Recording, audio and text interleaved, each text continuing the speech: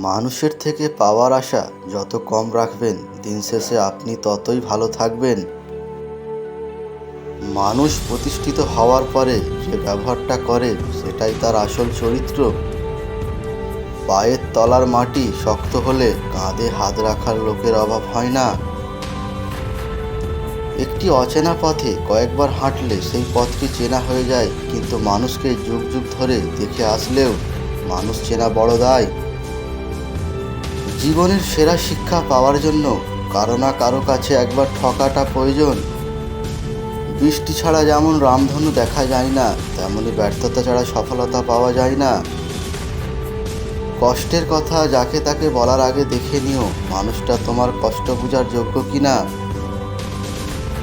যে ব্যক্তির অন্তর অহংকারে পরিপূর্ণ থাকে সেই ব্যক্তি নিজেকে ছাড়া অন্য কাউকেই উপযুক্ত মনে করে না।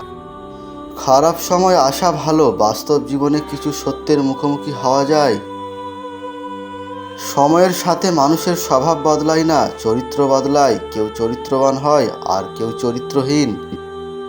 কিছু সম্পর্ক ভাড়া করা বাড়ির মতো, তাকে তুমি যতই সাজাও তোমার হবে না।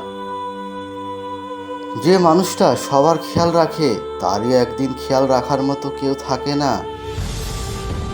কিছু কিছু ভুল যেমন মানুষকে শিখতে সাহায্য করে, তেমনি কিছু কিছু আঘাত মানুষকে বদলাতে সাহায্য করে। অশিক্ষিতরা আছে পাঁচতলায় আর শিক্ষিতরা আছে গাছতলায়, এটাই স্বাভাবিক, কারণ এখন জুতো বিক্রি হয় কাঁচের ঘরে আর বই রাস্তায়। পাহাড়ের ওপর দাঁড়িয়ে আকাশটাকে যতটা কাছের মনে হয়, আকাশটা ততটা কাছে নয়।